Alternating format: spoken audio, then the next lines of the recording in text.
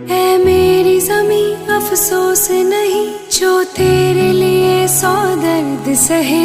আমরা মেয়েরাই হলাম মেয়েদের সব থেকে বড় শত্রু। যুগে যুগে এটা প্রমাণ হয়ে আসছে, আজও তার একটা প্রমাণ আমরা পেলাম।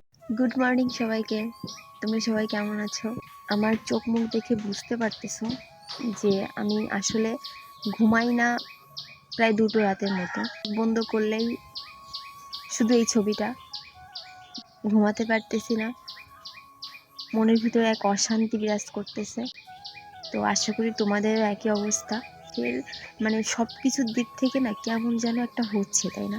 তখনই আমার মনে পড়তেছে, আমি তখনই মানে হারাই যাচ্ছি, মানে কি হচ্ছে, কি হলো, মানে এইসব যখন মনে পড়তেছে। তো আজকে সকালে আমি ভাবছি যে এই বিষয়টা নিয়ে তোমাদের সাথে একটু কথা বলি, কারণ রাত্রে আমি সারা রাত ঘুমাতে পারিনি। মানে চোখ যখনই বন্ধ করতেছি তখনই মানে এই ছবিটা ভাসতেছে, এই ব্যাপারগুলো ভাসতেছে, চোখ দিয়ে রক্ত পড়া, মানে পিছিয়ে একটা ব্যাপার। মানে এটা যখন মনে পড়তেছে জাস্ট অন্যরকম হয়ে যাচ্ছি। তোমরা এই কলকাতার যে ব্যাপারটা তোমরা সবাই মোটামুটি জানো কম বেশি। তো আমিও হঠাৎ করে যখন দেখছি, মানে আমি জাস্ট ভাবছি কি কোনো একটা বিষয় নিয়ে আমি স্ক্রল করে যাচ্ছি, হঠাৎ করে একটা ভিডিও আমার সামনে আসলো। মানে ভিডিওটা দেখার পরে আমি জাস্ট হতভম্ব হয়ে গেছি যে কি হতে পারে। মেয়েরাই হচ্ছে মেয়েদের বড় শত্রু, এটাই সত্যি কথা। এটা যুগে যুগে প্রমাণ হয়ে আসছে, আজও প্রমাণ হলো যে মেয়েরাই হচ্ছে মেয়েদের বড় শত্রু।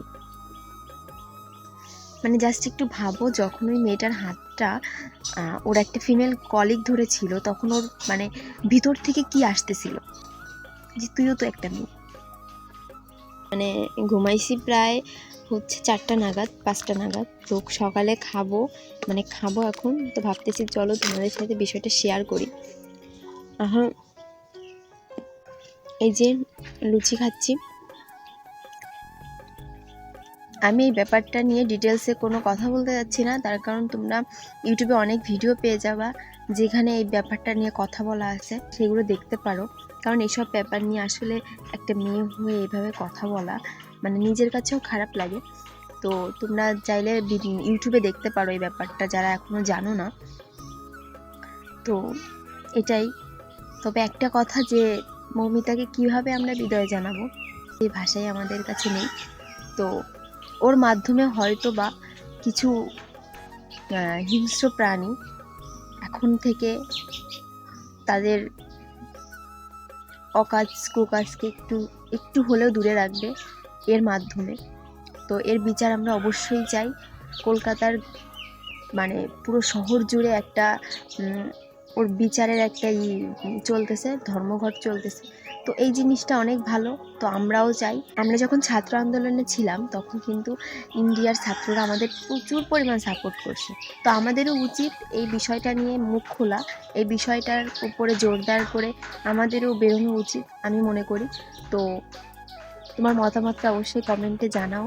আর এই ভিডিওটা আমি আর বড় করতে যাচ্ছি না, কারণ তোমাদের সাথে একটু জাস্ট শেয়ার করার ইচ্ছা ছিল, তাই শেয়ার করলাম। দেখো আমি ঘুম থেকে উঠেই চলে আসছি, যে কথাগুলো জমে আছে, তো তাই চাইছিলাম যে তোমাদের সাথে একটু শেয়ার করতে। তো তার জন্য আমি ভিডিওটা অন করছি, যেটা আমি ঘুমাতে পারতেছি না। আমি অনেক ভিডিও মানে নামায় রাখছিলাম যে আমি এই ভিডিওগুলো দেখবো, যে আরও ডিটেলসে দেখবো, দেন দেখবো কি আসলে। তা আমি রাত্রে কালকের ভিডিও নামাইছি, তো তারপর আমি রাত্রে আবার ডিলিটও করে দিছি। অনেকগুলো ছবিও নামাইছিলাম, তা সেগুলো মানে ওইটা যখন আমি দেখতেছি না, মনের ভিতরে একটা আতঙ্ক কাজ করতেছে। রাত্রে চোখ বন্ধ করলে ওইটা আমি চোখ বন্ধ করতে পারতেছি না। সো এই ভিডিওটা আমি আর বাড়াতে যাচ্ছি না, এই ভিডিওটা আমি এখানেই রাখতেছি। এটা নিয়ে আসলে আর কি কথা বলবো। তো সবাই ভালো থেকো, সুস্থ থেকো, আর অবশ্যই এর প্রতিবাদ করো, প্রতিবাদে নামো, এইটুকুই বলার। তো আজকের ভিডিওটা এই পর্যন্তই।